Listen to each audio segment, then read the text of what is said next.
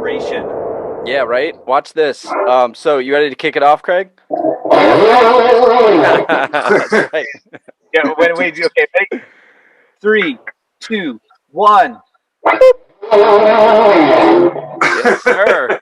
Welcome to the pocket. Now we're rocking the pocket. That's right, rocking the pocket with my boys. This is awesome. So we have the infamous Joe Lawlor with us today, and I'll do like the tiniest of intros, and then I'll pass it over to you, Joe. But we know Joe from all the way back. I met Joe even before we were in our respective bands of Everything and Egypt, and he was knocking around in Annandale, Virginia, with the music scene that was there. And then since then, a band called Egypt, which was amazingly influential on us and on the scene. Just we'll get into it, but doing stuff that hadn't been done on the East Coast.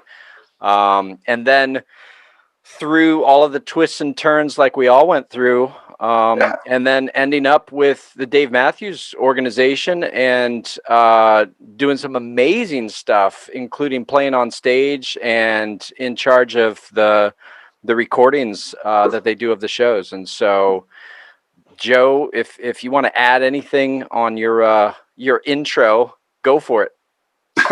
My intro sounds like this.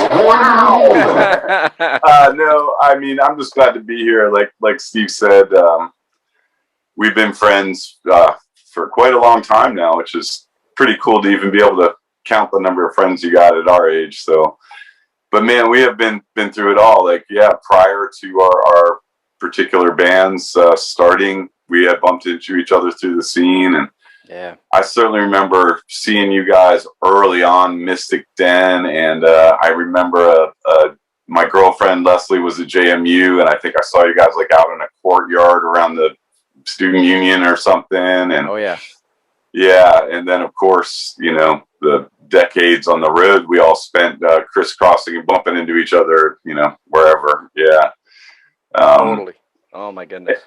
And you know, and recently, you know, I've been doing sessions with Nate and things like that all this time, and it just we've always all shared a connection, you know, that was it came from music, but encompassed a lot more, you know. Yeah, totally. That the music connection and being on stages together and in studios and just jamming in weird practice room basements, and then just that connection of the brotherhood of people that are just on that path for sure.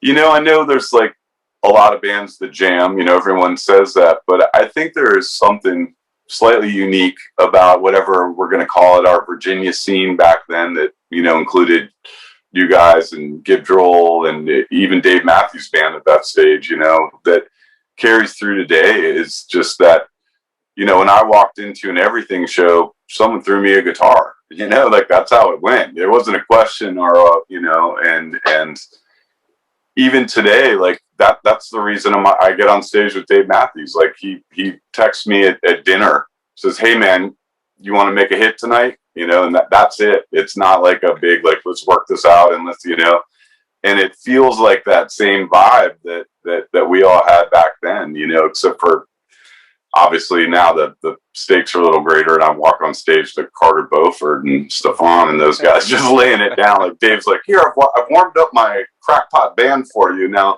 have 15 minutes to do whatever you like." You know, right. See what you can make of this. Yeah. And because of how we all came up, that's okay. That's not nervous. That's not scared. That's like, yeah, that's why we're on the planet. Like, yeah, give me my 10 minutes. I'm happily, respectfully take it, you know? Yeah. You've got your 10,000 hours in that, in jamming. And it's a great segue. We have to mention at the top of this that we're playing a show in Charlottesville. It's called Festy because it's a special show. And Craig, why don't you take it away there? Yeah. Thank you, Stephen. Hey, man. And Joe, dude, I'm so happy to see you on this podcast. Steve and I have been talking about like who we want on here, and we're like all of our people. Yeah. I mean, like all the people that we've spent so much time with, and you know, the spirit of the journey, like looking back on the, the ups and the downs, like, in my quiet times, I'm always like, oh, well, it's actually the people, right? It's those experiences and the people along the way, the ambition, the brass rings, the success, whatever that is. I mean, that's cool, but it's the people, right? It's the stories and all of that.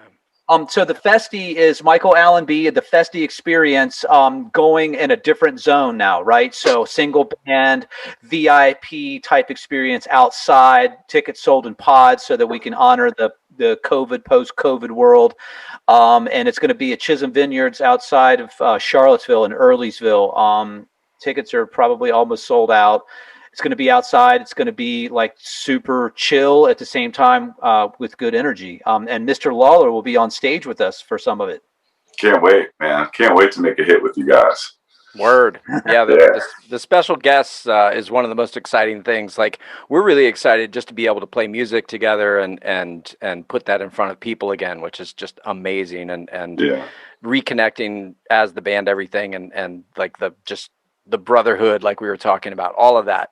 But then on top of that, we get to ice that cake with like just having you guys come up, and we don't know what's going to happen. That's the great thing about this jam experience. I guarantee that there's going to be an A chord followed by a B chord, but after that, like, game on, Yeah, it's funny because I was texting with Nate when he first invited me, and I was like, "Cool, man, I'm available for rehearsal." He's like, "No." No, we're not doing that. I was like, okay, I totally understand. Makes sense. As we were thinking about live shows, I realized that I missed the element of danger in my life. Yes. Right? Where it's not like, hey, you're out of an airplane, and if your chute doesn't open, you're literally dead. However, you're catastrophic embarrassment that you might not be able to recover from, right? And that's like, I realize that's a thrill, right? To get up there and be like,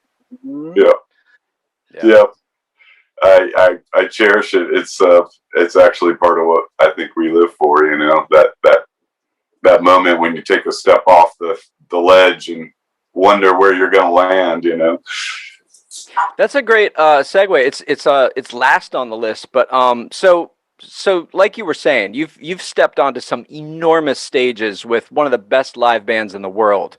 Man. And you've put a guitar on, and you've faced that band and that crowd, and you've done stuff, right? So what's that like? Take us through that, like the experience from getting the text at dinner.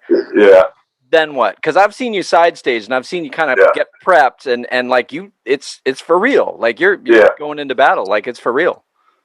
Yeah, it's like you said, there's a strange thing because that's how we do it.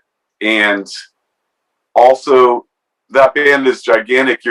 It's a real thing. Like I try to go into it without worrying about it, but you need to prep too. And I'm standing there behind my recording rack, stage left, watching the show, knowing that I'm going up soon, and it's like, whoa. It's like I don't get nervous per se about playing music, but that's as close to it. I don't know what, it's not exactly nervous. It's an emotion, because part of it is elation and actually kind of a high, like the real high that we're all experiencing through music. And it's quite a few minutes leading up to it.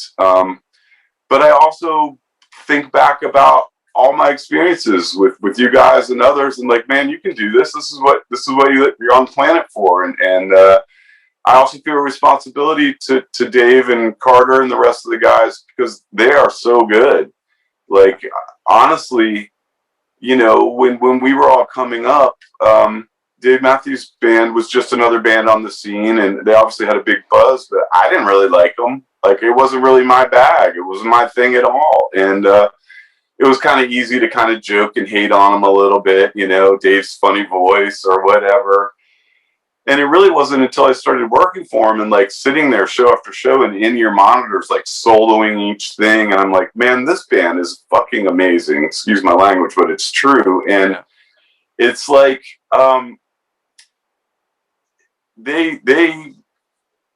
I don't know. It's hard to talk about, but I feel a responsibility to step up to the plate with those guys too. You know, they're for real, and they're offering. They openly offer you a chance to excel or dig your own grave or whatever the heck you're going to do. But it's a very valid chance. It's not like come on stage and we're not going to really pay attention to you, or it's like I walk on stage and the whole band turns to me and they listen to me. And like Carter's like talking in my in-ears, and when I'm soloing, Dave's yelling at me on his little lapel. I'm like, get it, dude, get it, come on, get it more, faster, harder. I'm just like, oh my god. And when I first did it, there was all these like rules, like you don't, when you're guesting with the band, you don't walk down farther down stage than the star. You don't, maybe you don't want to be too theatrical, like maybe you don't want to make a big spectacle of yourself. And the first couple times I was kind of like that, and Dave's just yelling in my ear like, go man, go. Like when those guys invite you on stage, they want you to do your thing and they want to support it and run with it. And it's a pretty intense feeling and some validation of all the years, but also it's just like perfect progression. I work for them. I'm a skilled roadie. I'm a technician. I load in 12 tractor trailers and set up all the gear, and it's an honor, to be honest with you. And they've supplied me with a career, which I'm so lucky to have, especially as a musician, man. I mean, Dave Matthews Band takes care of its people. It's like a family, like we all are and were in the ideal that we had in our head. They achieved it. We all had equal opportunity, and they achieved it. And all those hard decisions down the road, Dave chooses to feed us better food, and Dave chooses to give me health insurance and things that roadies, not even musicians, get. And I'm indebted to them, and I also work my butt off for them. Like the crew said, like if the stage catches on fire, Dave's crew's running to the stage to grab him and then leave. I think in any other band, the crew's running out the door. They're like, I'm out of here, but we're going to save the band first. They've always taken care of us. I mean, COVID, I was given a good percentage of my pay and kept my insurance and things like that. I'm just so lucky, man. It blows me away every day. And I'm really honored and feel lucky about the whole thing. Amazing, dude. Yeah, we, like you said, we were all in the same scene, and even from the early days, I mean, I was a fan from the early days. You come from a much more like rock kind of background, and it's right. So it was easy for me to go like, well, they're not heavy enough, but whatever. It's fun because you seeing you with them, like suddenly like everything kind of amps up, and you inject this like rock into what they're doing, and they're such a great band that's just like, now we're a rock band, and it's really fun to see. But that the trajectory of that band and that organization, just the whole thing, we got to play with them for a 6-week tour right as Under the Table and Dreaming had come out, and we started. It was just like west of the Mississippi. It was like everywhere, and every night, like the shows were incredible. The crowds were really cool. Michael McDonald, the tour manager, totally took care of us. Just everything was like taken care of. And like you could just see this whole thing, this, not just the band, not just those amazing songs, but the whole thing just like just taking off. And it was like, it gives me goosebumps even now, just thinking about those shows and the way that they held the energy in the room of those big theaters. And just, I mean, it was like just such lessons, It was every night after we played, I would be somewhere in the crowd watching them do that thing. I'm still the same way too, man. It's like every night, like, it's work and I'm tired or whatever, but man, when the music starts, it's on. And I value those guys so much because literally I've worked with them in stadiums with 80,000 people in front of them, and they're still improvising. They're still taking risks. The arrangements are never the same twice. I hesitate to call it jamming because that makes me think of, like jam bands and stuff. And I know there's all these labels, but they are jamming and they are improvising, but they're so good. They know exactly where they are and what they're doing, and they play off each other still. And the set list is different. I mean, over the course of a summer tour, they play 120 songs. Like, I can't keep more than 20 songs in my head, and those cats are bringing up songs they haven't played in 18 years and just whipping it out. And, you know, sometimes it goes perfect and sometimes, you know, whatever. But I just really value that they still carry the spirit, the original, like, we're jamming and improvising. We have guests and, like, we're not quite sure what's going to happen and everybody's part of it. I love it. Yeah. Yeah. And there's, I mean, go ahead, Craig. No, you can carry on, Steve. I was just going to say, there's some cats on stage that can go deep too. Yeah. Like, I mean, Tim Reynolds. Yeah, man. Like, that dude is from outer space. All right, let me tell you a Tim Reynolds story, because so back in the day when we're all on the road in Egypt and everything, and Gib, and I'm in the Egypt van driving, and I like reach down looking for a new cassette to play, right?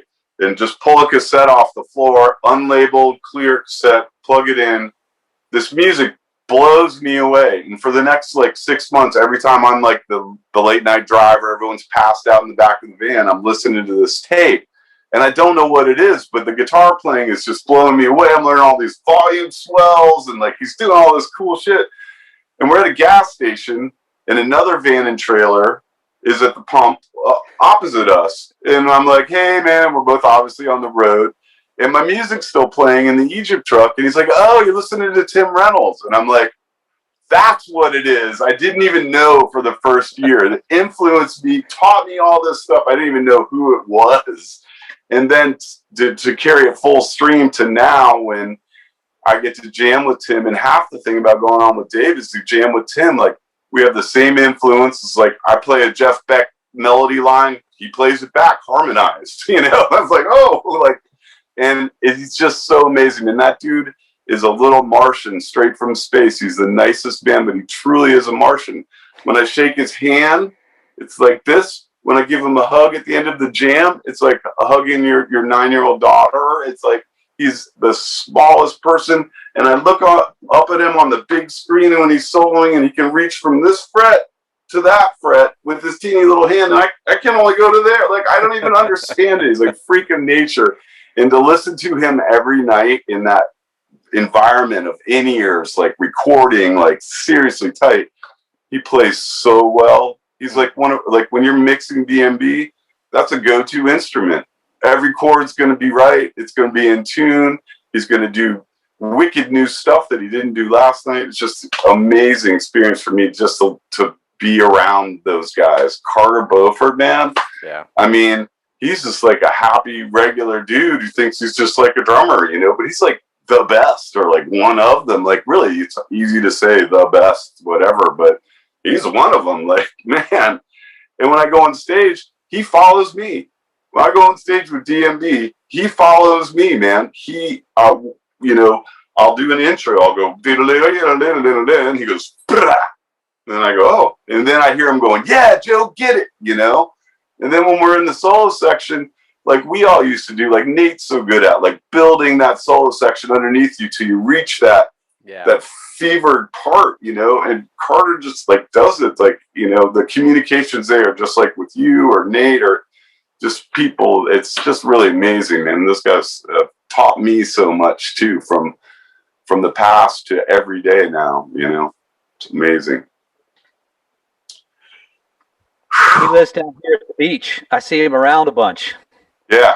And he's so quiet. And it's always just like, it almost like he has like a do not disturb sign on, you know. I'll just see him in there and be like, hey, Tim, how's it going, buddy? And he's like, hey, how's it going? Yeah, you know, it even like took me a while. Like I can say that Tim and I are friends now. Like during COVID, we've been talking, and, you know, it's not like Guitar Geek or anything like that. It's just like people I really like talking to him. He's a really sweet man. And he is quiet and to himself, but man, when it's time to play, he knows what's up. That's for sure, man. I mean, for me, like, I just learned all that volume swell stuff, you know, like I don't know. I just learned so much just from that one cassette tape, you know? Yeah. Really amazing. He's a guitar monster. And yeah. It's funny though, because I learned stuff from you all the way back. Yeah. That triplet delay thing. Yep. That was totally I was like, I'm stealing that. Yeah. And, I mean, stealing, who knows? I stole it too. I mean, what was I listening to? The Edge or, so I might have even been pre that, but I feel you. I mean, music's like that. There's not like stealing, whatever. There's all these sayings. There's only 12 notes with, Yeah. I don't know. I just feel so grateful to play music. Like literally, like I found a guitar when I was 11 in a trash can, like a little nylon steel guitar, and like that was the beginning of this. Like that's why I'm talking to you right now. Was that, and I think about it like every day. And we all paid our dues. I spent a decade in the van. And now I roll around with 12 buses and 13 tractor trailers and a private jet, and we're in Europe somewhere, but it's all the same. It's all, I wouldn't give up the van and trailer for a minute. I'd go right back to it if it was possible, Yeah. Music and the road, man. That's just night after night, different crowds, all of it. Now, COVID's been interesting because I literally have not been home this long since I was 17, since Andy and I joined Hot City in Wilmington, North Carolina, and started playing Holiday Inn lounges when I was literally 17 years old. Yeah. This is the longest I've been in one place since then, Yeah. And at first it was scary, and like my identity was, I was like, well, who am I? What do I do? If I am not that, then what am I? But I also had an amazing year, like waking up with my girlfriend Kristen every morning, my cat, like scratching my cat's ears every day. I don't have kids, and I honestly felt a little lucky about that during COVID, because I can only imagine what parents went through, just the homeschooling, and it just, man, what a thing. But I got to see another side of myself too, and I've always thought I was a road warrior and born for it, and I think it's the truth. But I could also envision myself maybe not moving around so much after this year. I'm like, oh, okay, so like being in one place isn't that bad, Yeah. It took me a little bit of anxiety and self-searching to get there, but here we go back on the road, right? Like we're DMB's starting back up in July, and I think we're going to make up for the time off and see what happens. But I'm happy to go back to work as well. I just feel lucky, Totally. Yeah. Dude, Joe, I have a question. It's back to your playing, because I came from the Maryland side of things when I met Steve at GMU. Right. My side of the equation was more like progressive music, right? Like REM and The Cure. Mm-hmm. So I met Steve and everybody.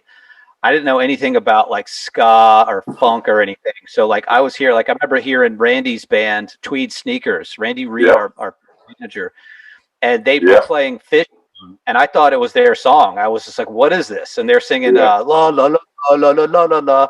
Yeah. So where did you grow up? And like, cause I always heard, cause when I saw you guys, was an opening for Ziggy Marley, and like you guys had, were doing like the guitars over the shoulders, and Steve was like, you guys got a band at Egypt. And I'm like, I was like, what is this? This is amazing. I didn't know people could actually do that. So like maybe run us a little bit through some of your background with how you came up, because for me that was really like revolutionary to see what you guys were doing.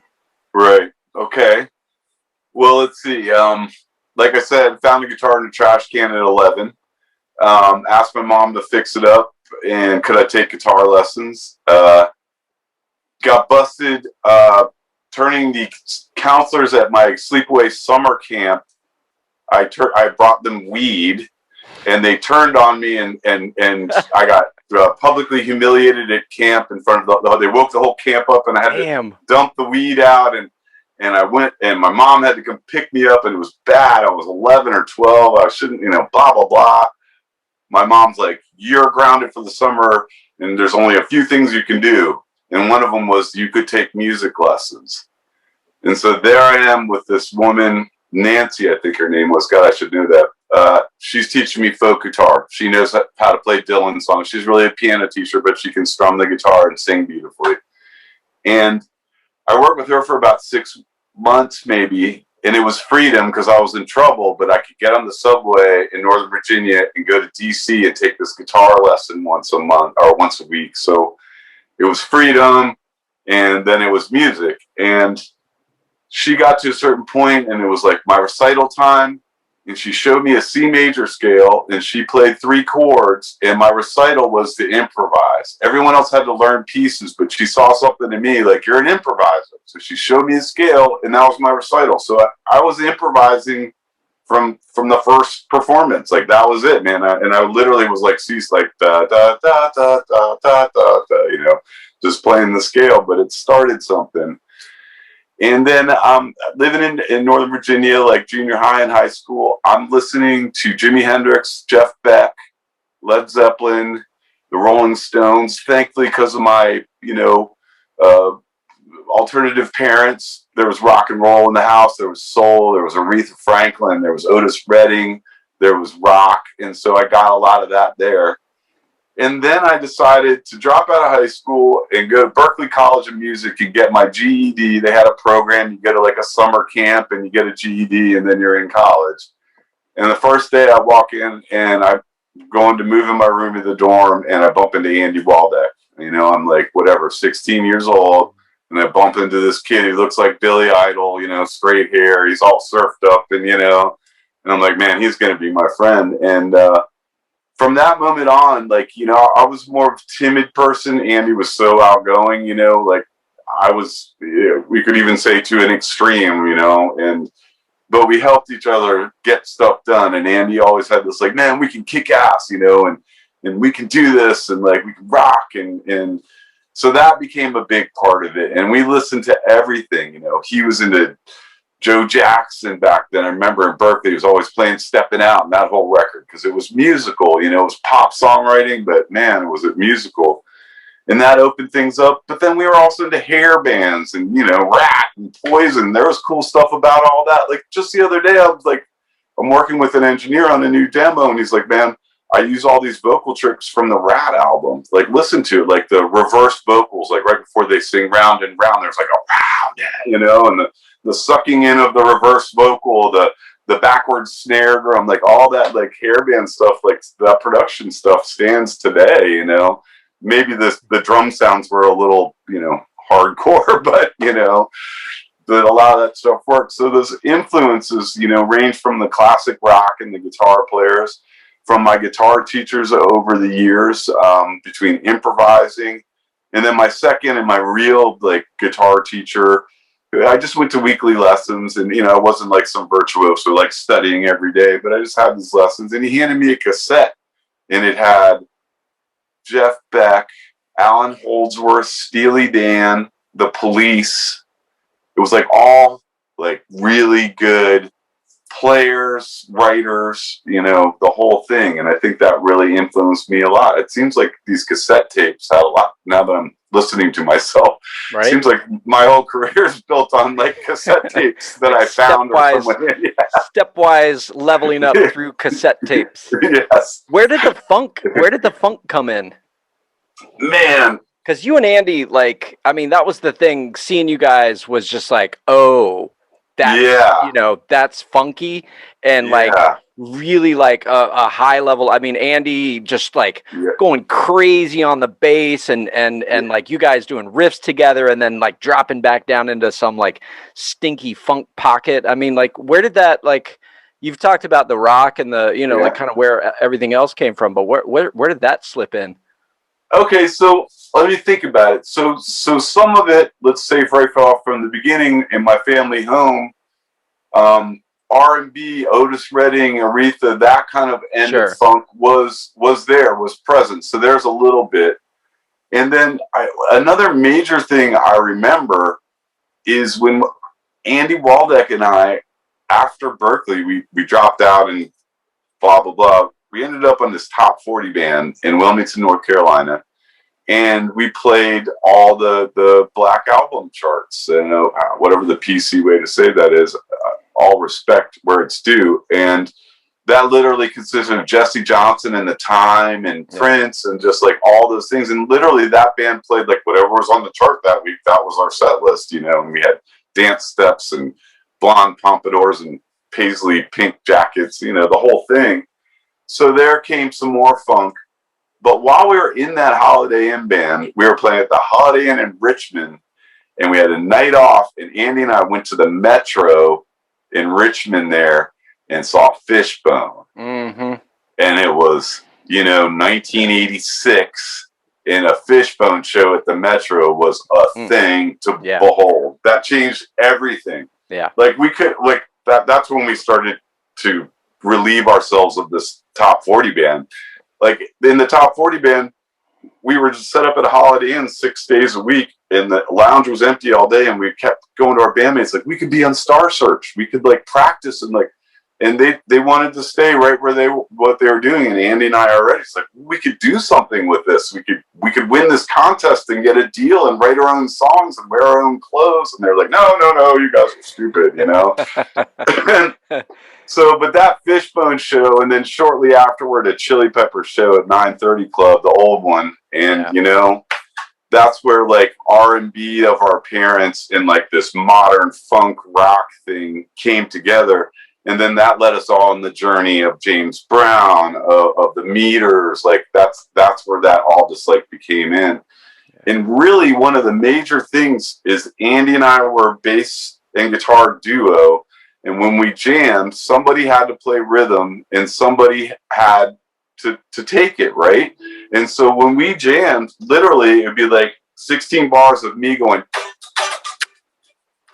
funky funk like that, and Andy could go and go off, and then he would hold down that line, and I'd get to go off. And I think somewhere in there is where that style you were talking about came, where we could kind of come and go in and out of that funk thing together kind of seamlessly. And I think it was literally for lack of having a band at that moment, and like when we're jamming at home, there was two of us, and it just went back and forth that way. I think it kind of really created that, Yeah, totally. Yeah, that ability to groove, and that ability to either like sit back in the pocket while somebody else is taking it, or to flip it and then take it. But like that sensibility and that's where that magic comes from. Because like when you get more than two people on a stage together, then everybody has to be doing that, and it's this collective thing that if it works right, it's amazing. It's like conjuring up magic, and everybody's like adding something to the spell. But if it doesn't, then it's just a mess, And if people aren't listening, like bad jams are terrible, So And we all learned a lot too, because what we called funk back in the day was kind of like speeded up white boys. You know what I mean? We were like dink, dink, dink, dink, dink. Right. And I think we've all learned now too that like the backbeat playing behind the group, holding that little bit uncomfortably slow tempo, that's funky. Like actually keeping it there and actually being able to just play behind the beat a little bit at that slow tempo without rushing. Like, you get more and more mature, and I guess that's another thing. It's like an endless road. The road to funkiness is gonna, all your life you're gonna be pursuing it. You don't get to like the plateau and like go, okay, I'm funky enough. Now that's it. The older you get, the funkier. Like, man, when we played with Maceo, like those old dudes would walk on the stage just like taking their time. They're not in any hurry, and then like, man, they start laying that stuff down, and I was like, oh, yeah, I'm with you, man. I'm with you. I guess that's really the great part too about music is you're never done learning. You just keep reaching forward. It's not like other things where you become a master. You're a master chef. You're a master. I'm sure the masters of those things feel the same way we do, but it just feels to me like you're never going to quit playing, and you're always going to be striving to be better. And that can mean faster or slower or groovier, or, all these different things that we've gotten to learn, and I'm still just like such a student, and I still honestly battle with insecurity and sometimes I pick up the guitar. There was a few months during COVID when things were just kind of at their lowest, when I'd finally get myself off the couch from binge watching whatever, and I'd like, I should play some music, and I go back, and now I'm an adult and I have beautiful guitars and equipment and everything, and I get there and I just like play it, and it would feel foreign, and I feel like you're not good enough, you're not worthy of this instrument, like what are you doing? Get away from it, man. And it would get me, man, and it was tough, and I'm still just as insecure. I think the best musicians are like Carter doesn't think he's good. Carter told me one day, literally, we're in the studio, and he told me, he said, Joe, I feel like I've been faking everybody out for 40 years. And this is the one, like, what? One of the best drummers in the world who looks so in control, is so in control. I watch him run stadiums. Yep. And I hear him cue everybody in their parts. When it's the horn part, you hear a cymbal. When Tim, he's running the whole thing. And he's still saying, "Hey, I feel insecure about this. I'm not sure I'm good." You know, it's a strange thing. This music, you know. Yeah, I think it's like you say, like there never is like mastery. You never you never get to this gate and you're like you get through it and you're like but there is and I think it's the thing that keeps us coming back to it, because it's like you're never. Your best performance, you can always listen to it and be like, oh, I could have done that better, you know? And it's like, it's not a bad thing. It's just this, like this, I don't know, I'm having trouble finding the word to describe it, but like, you just always know. And part of it's been, you know, because you've listened to the greats and you just know, but like, it's funny because working with students, the idea is like, hey, you know what, make something. Like, do something. It's not going to be perfect. It's not even going to be great, probably. But like, make something, and then and then you'll think, hey, you know what? I could do that better next time. And then you do that, and you do that, and then you keep doing that, and then then you're on that lifer path that like Craig and I have talked about a bunch. But like, that's that thing where you have to start somewhere, and you have to like be okay with not being perfect, but you just keep trying for that every time, you know. Yeah, I'm with you, man. It's definitely a lifelong pursuit, and you'll go through a range of emotions, but one of them is that pure joy, man. Like you said, when the pocket is found and everybody's locked in, man. Oof. I mean, that's what we live for, right? Yeah. And it doesn't happen every day, and you can't we've learned so many lessons. You're gonna, okay, everybody, we're gonna be really funky right now. No, you're not. You know what I mean? You have to basically like do nothing in order to just let it happen. But you also have to take it seriously. You have to practice. You have to like care, or it's not gonna happen. It's just really interesting, and I'm really excited to experience that with you guys again. I mean, I'm proud of you. This is a bold and it's a good step you guys are taking, you know, and I like how you're doing it. It seems like you're thinking about what you're doing and what you're trying to do. And we're really excited about doing it and seeing how things progress for you guys, you know. I know that no matter what happens, it's going to be great because you guys are communicating musically again, you know. It's like, that's it. I'm just, recently I've been working with my girlfriend, Kristen Ray Bowden, and she's an amazing songwriter and piano player and all this stuff. Plug. Yeah, right. Plug. But here's the thing. What I'm really getting at is we written a couple songs and went to the studio a couple weeks ago and started demoing them out. And for like the first time in many years, like, I'm listening to the playback and the hairs are sticking up on my arm. I'm like, oh my God, we're sitting on a hit. Like, I don't know if it's going to get to the world or whatever's going to happen, but I got that feeling again, like we used to when we were kids, when you wrote that song and you're like, listen to the playback. I'm like, oh my God, I got it the other day, like 53 years old, you know, like all of a sudden there it is again, that feeling, man. And it just helps everything. We're just like Chris and I looking at each other like, whoa, what do we do? What is this? You know? But it's the hair, like it's happening to me now, like sticking up, like on playback. That's it. Yeah. The whole thing, you know? Yeah. You know what's crazy? I was listening to a bunch of old everything stuff because my girlfriend is coming to the show and she doesn't know the old catalog, you know, and so I was like, all right, well, like, you know, she was like, can we listen to it together? And so it was fun, like telling stories about some of the songs and just like some of the amazing knuckleheaded songs that we've got. And like, yeah, you won't hear that one, but like funny story about it. But there were two songs that Spotify saw fit to play back to back, and it was Spent and then Chosen Few. And it's funny because I've kind of been wrestling with like the rock stuff. Like, how do we, as a 52-year-old, how do I come out and rock? You know, I used to have long hair and I used to like bang my head. I know. Yeah. Power out those power chords and like that. Now my glasses will fly off, right? Can't rock too hard. Whoa, easy there, Joe. You worked a little too hard. But so I've kind of been wrestling with it, but it was funny because playing it in the car, I got those goosebumps. I had goosebumps on my arms and on my legs with those two songs. And it was just like, man, there's something, you know, there's something to that, you know, that power of that. Yeah. That magical power. Chosen Few went down in a house in Nag's Head, didn't it? Or is that what it was? That's what it was, right? Yeah. Yeah. It came out of a. Go ahead, Craig. No, it came out of like you guys. Were you in the room? Because I was out. I came in sort of fit into that.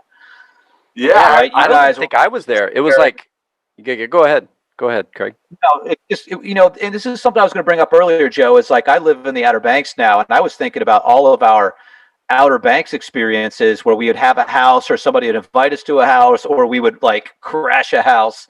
And I think we had either staying with a friend or something, and you and Andy, Nate, and Rich like stayed back. I think I was out and about somewhere because I remember coming in at like 2 and you guys were like, we got a song.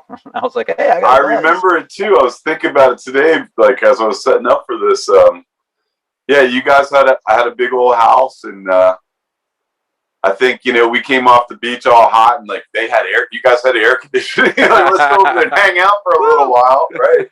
And there was an acoustic guitar, and I just remember like 3 chords, pretty simple, but turning into something really quickly.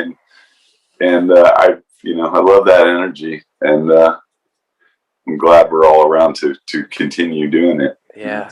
There's footage of it somewhere. I think it's in our home movie, but in Easy Living. But there's you guys are sitting around a table that's full of beer bottles. Like the table is just like completely full of beer bottles. And then you and Nate and Andy are sitting around it, and I think Rich and like just like singing it and playing it. Like the song just kind of like was birthed in that moment in that jam session.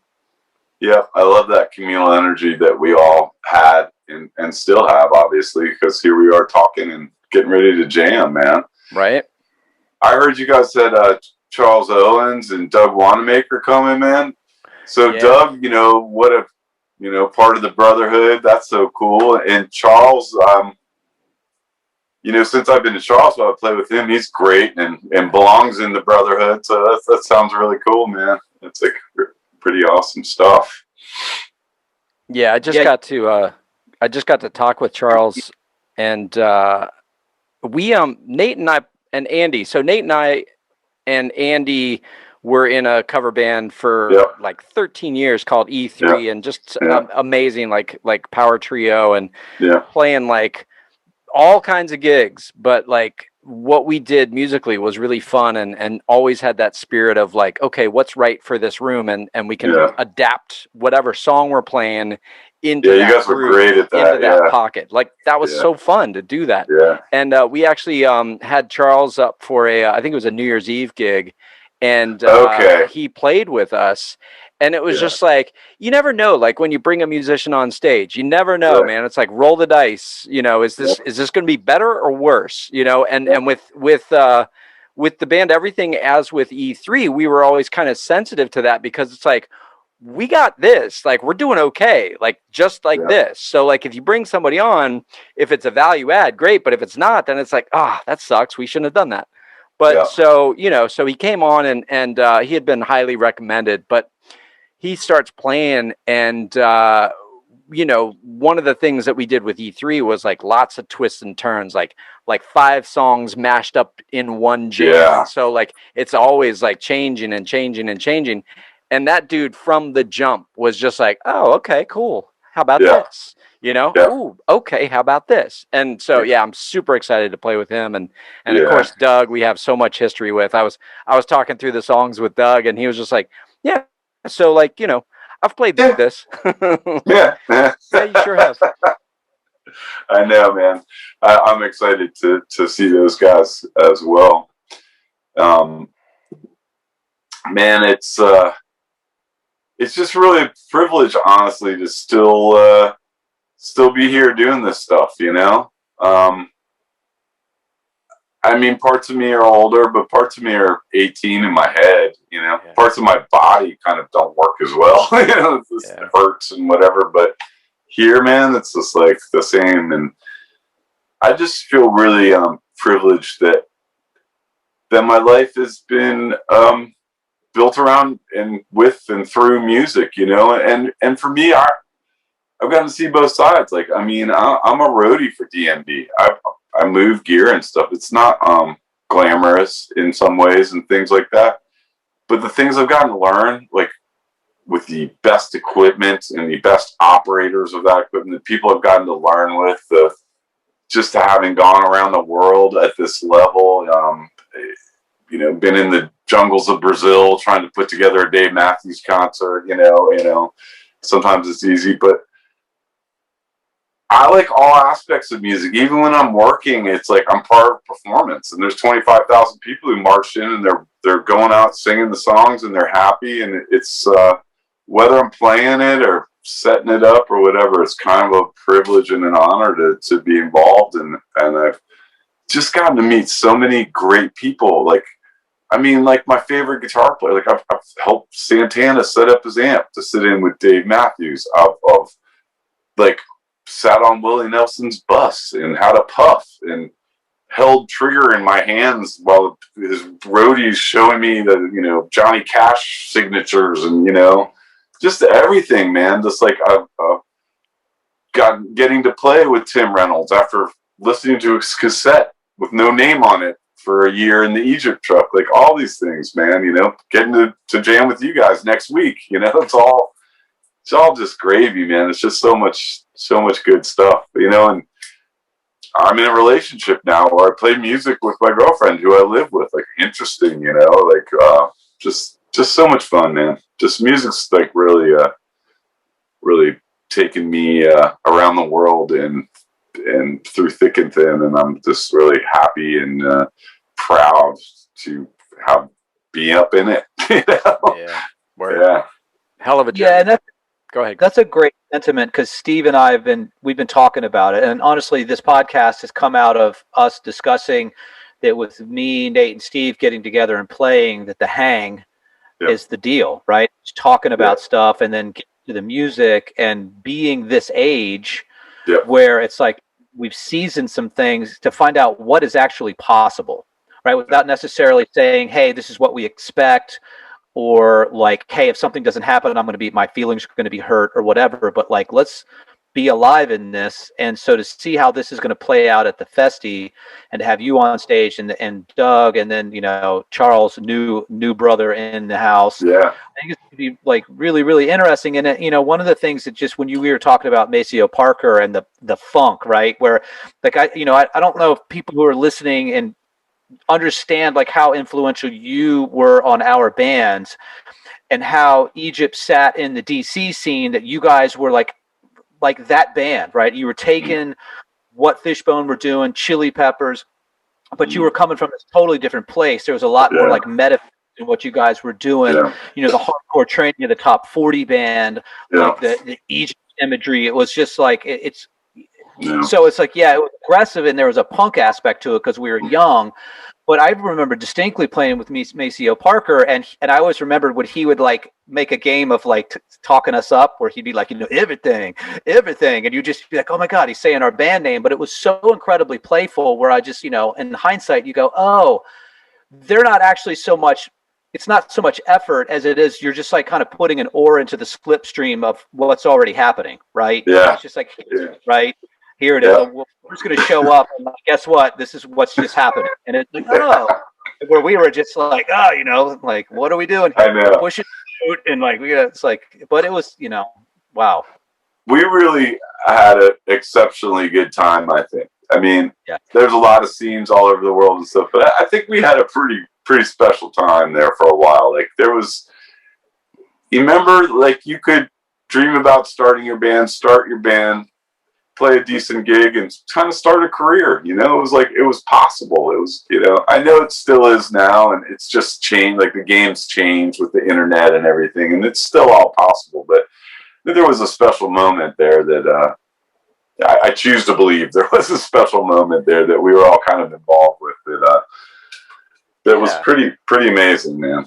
There was, I mean, the Mid-Atlantic scene, for a variety of reasons, was just kind of a hotbed, you know, in the 90s, and a lot of bands, a lot of great bands that, you know, some people don't know, you know, the people that were on the scene, like Agents of Good Roots or something. Like, there are some really amazing bands that, like, the Authority makes me think, and just as good as any of us, and some got their shot, and some, you know, some didn't, and it was just you know, you kind of roll the dice. But in that scene were, you know, like these amazing bands, and it was kind of all based in this music that that people wanted to move their bodies to, which was really kind of cool, and it felt good.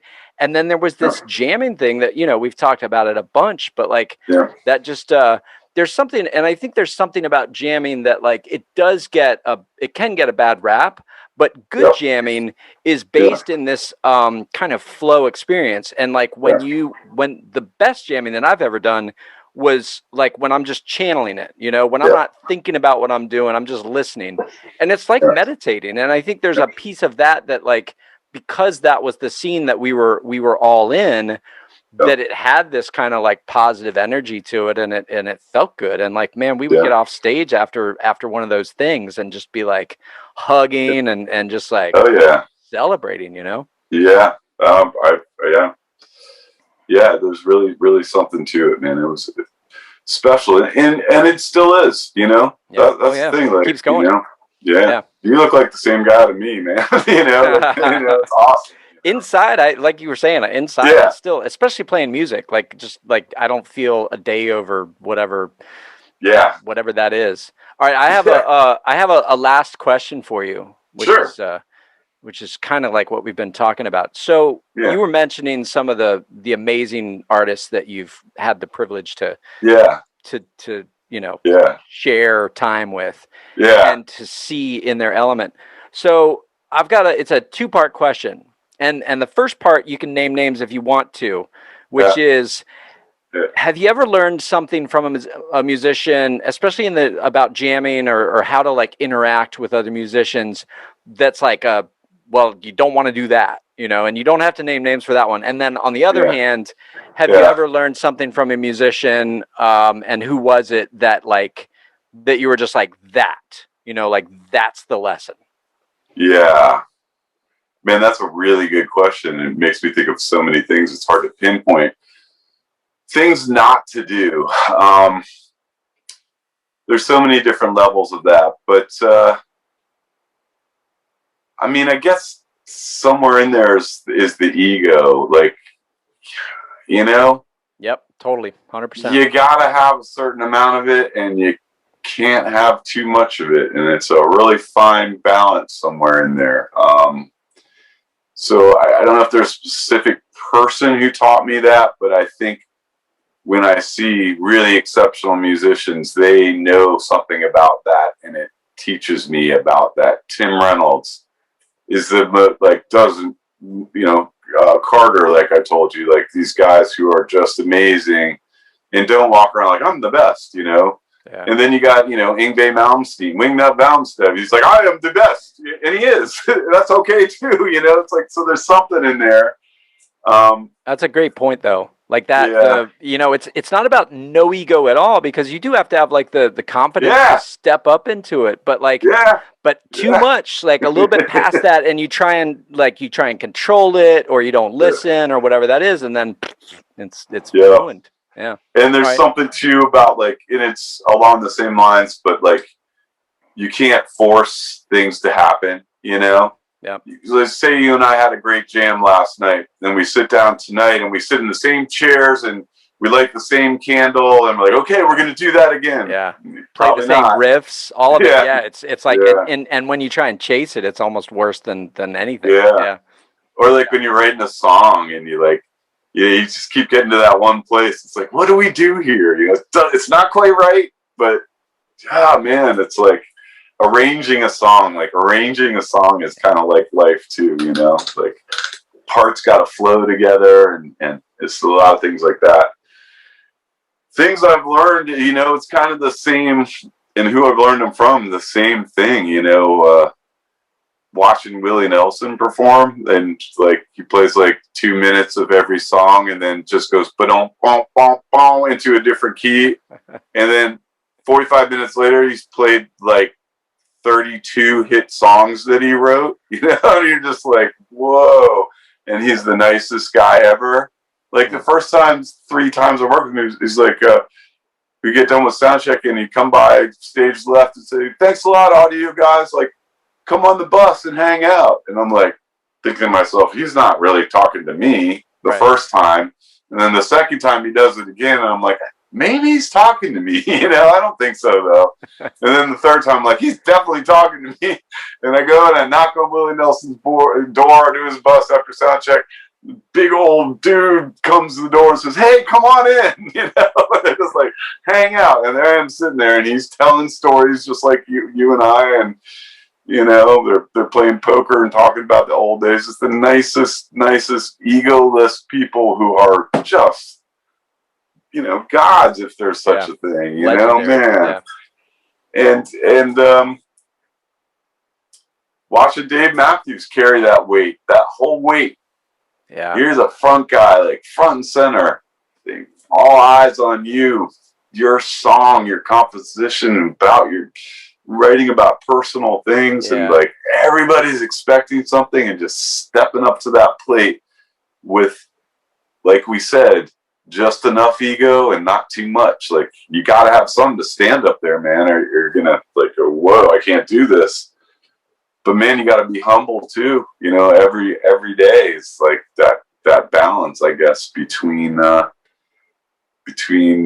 ego and humbleness, something. And man, the payoff though, when we hit that jam, when we catch that wave, man, it's just like, whew, that's what we're doing it for, right? The whole time. I mean, I even, you know, I've struggled with drugs and alcohol, and luckily over the last 3 or 4 years, gotten a handle on it, and I'm healthy and feeling good. But you know, that was like, we got so used to that energy. How else could we get it? Like, you know, we were addicted to that jam, that vibe, you know, and like the rest of life became kind of like pale in comparison. And so we're like trying to like continue, you know, whatever was going on there. But I understand it. There's a deep energy involved in all of this, and it has to do with your opinion of yourself, and you know, I don't even know the right words. It's like such a concept that's just floating around in my brain, but you got to feel good about yourself. You got to feel like you can go up there and kick fucking ass, and you got to be really humble and sweet and kind to allow the jam to come, you know? Like, you can't force it. Maybe that's the overall thing. It's like you can't force it. You got to allow it to come to you. But that doesn't mean just sit there and wait for it to come. You know, you got to make that happen too, right? Like, whether it's practice or writing or just reaching out and saying hi, you know, like whatever it is. But oh yeah, some big concepts coming from a little brain. You know what it's really about? Say what, Craig? Do it. No, I was ready to hear it. I was going to say that's a whole other conversation that you just opened up. Yeah. You know? Yeah. It's another hour of ego, and you know, like trying to be a rock star. What does that actually mean? Like being healthy in it, and like all of the things that we have all learned along the way of like the illusion versus the reality, right? So, I mean, that. Hey, you know, one thing I know is you're a rock star, and Steve's a rock star, and I'm a rock star. Whatever that means, man. Like, come on, man.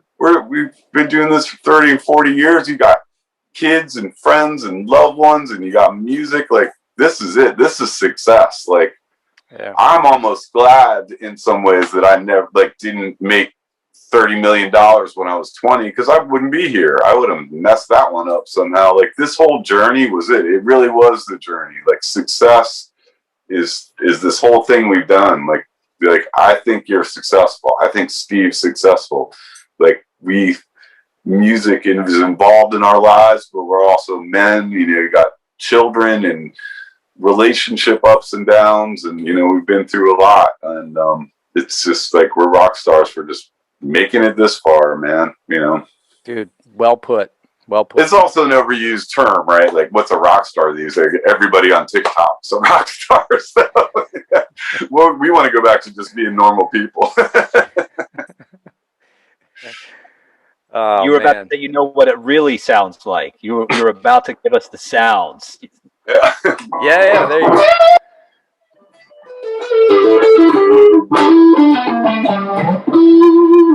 I don't know, stuff like that. Yeah, that's rock star stuff for sure. Licks. Yeah.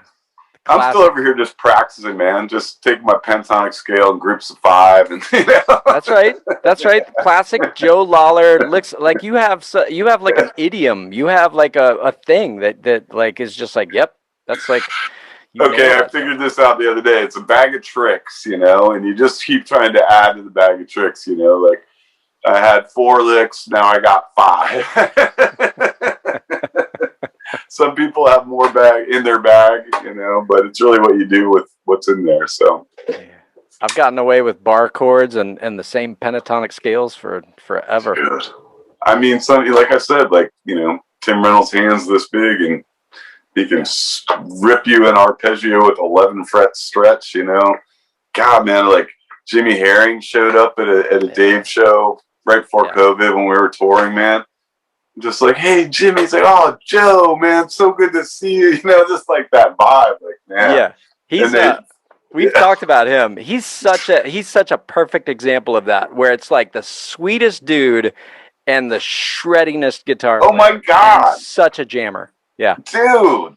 Yeah. And then, oh, Joe, it's easy, man. It's either a half step or a whole step. Remember all that classic? Yeah. Yeah. Oh, man, Joe, it's just, man, you just do this, man. And it really does just play the same pentatonic scale, like a half step in the wrong key, and it just sounds like, I'm like, what? And if I try to do that, it doesn't work, man. Yeah. I love that stuff, man. And there's another guy, like, how humble is Jimmy Herring as he's just like ripping your head off humbly, oh, man, is that your head I just ripped off? Yeah. Oh, man, you're bleeding out all over the place, man. Oh, that blood is so red. Wow, you've got the reddest blood, man. I really like that. That's classic, man. Classic. Rule, right? That's what you're describing is like the Herring rule. Like he embodies that thing where you're just like, oh, you're so good. Oh, no, man, I love what you're doing, man. Like, no, I'm right. Like, bro, no, man. Right. Dude. Yeah, I just did a session like this new kid, Dane Alderson, plays bass, and I've been doing sessions with him and stuff for a couple years, and he is amazing, like out of this world. And now he's in the Yellow Jackets, like the longest running jazz fusion group in the world. And they literally found him on YouTube. Like his audition was a YouTube video. And now he just became a full member of the band and wrote a bunch of compositions. And they went to like Czechoslovakia and played with the symphony. And here's this 26-year-old kid who's like in the Yellow Jackets writing for symphonies. I'm just like, man, this world is amazing. You know? Yeah. Jeez. It is really cool. Like things have changed so much since the days of cassette tapes and we had like a physical mailing list and printing up flyers and stapling up to places. But it is kind of wild. Posters, remember that? I remember being in DC around the bayou, Georgetown, with a bucket of glue and a roller and posters, and it works. Yeah. And then you go to the show a week later, and there's a line out the door, man. It's like, whoa. Totally, dude. Like that, you know. And we lived that whole thing, and now it's like it's the same. It's all about like getting your voice out there and getting a little bit of awareness and being good enough that somebody shares it with somebody else. But it's like the technology and just like it's funny because talking with my kids or like. Back when we used to be at like an E3 gig and somebody would like some like 16-year-old would come up and be like, hey man, you guys know any Van Morrison? And be like, what do you know why do you know Van Morrison? And he's like, oh man, I love like I've listened to all the albums. And it's like, yeah, I guess you have, you know, but like, it's that. And it's wild. I think the technology too that that we like didn't even have access to at first. Yeah. And then like when you saved up all this money to go to the studio, and now it's like the technology is, you got more on your iPhone than we had back then. And it's like it's really interesting to see how it'll keep evolving. And like our journey in it. Like you've been saying. So, and like kids these days, like you just see, on Instagram stuff, like 8-year-old kids just shredding. Yeah. And it's not a fluke. Like they know what they're doing, and they understand music, and they've listened, like you said, like they know the catalog, man. And it's pretty amazing. There's so many resources now for learning. Like, I go on YouTube and learn stuff every day. Like you could just click on something and write pentatonic A minor, and there's somebody who's going to show you how to do it. It's pretty interesting. But also, you know what? It still takes that thing, no matter what. And it's what we're talking about too: the spirit and the camaraderie, but the mutual respect. All this stuff. Like no matter computer or no computer. But it is pretty interesting, like physical mailing lists and going to buying rolls of 2-inch tape and trying to figure out how many songs you can afford to record and things like that, man. Yeah. Dude. Wild. Well, I'd love to have you back on again at some point, because I feel like another diving off point on some deeper topics that we touched on. And stoked to have you with us. I've really enjoyed this. Yeah, I'm happy to join you guys anytime. This is fun, and it feels good to talk about it. So please, anytime. And man, just thanks so much for having me on this show, and also inviting me to play. Can't wait to play. Like, what's gonna happen, man? It's gonna be awesome. Yeah, right.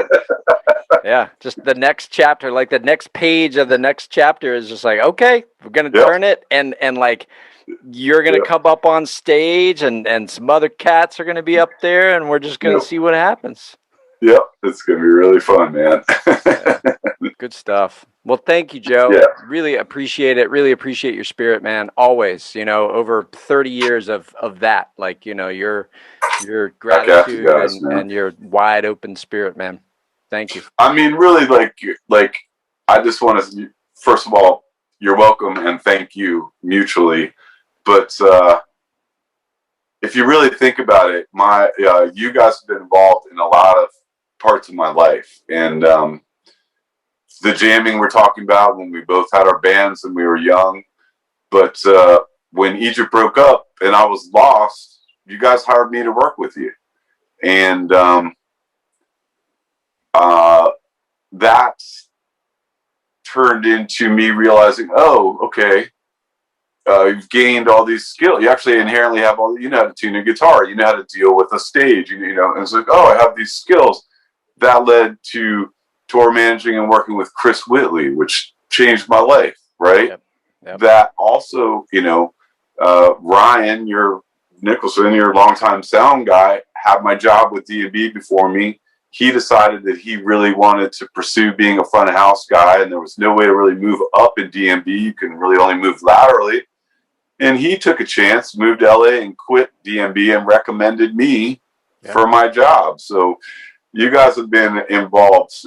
We went to the USO thing together, where we got to go to Okinawa and Micronesia, and you guys have always been part of my life and championed me and helped me with opportunities and stuff. So I really appreciate it. I love you guys. Hell yeah, dude. Love you too, man.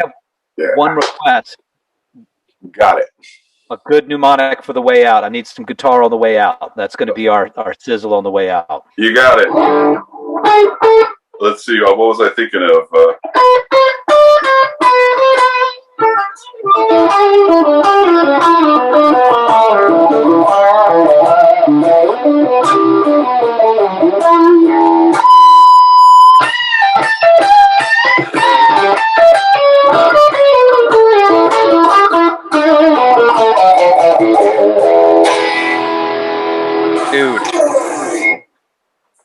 Rock on, guys.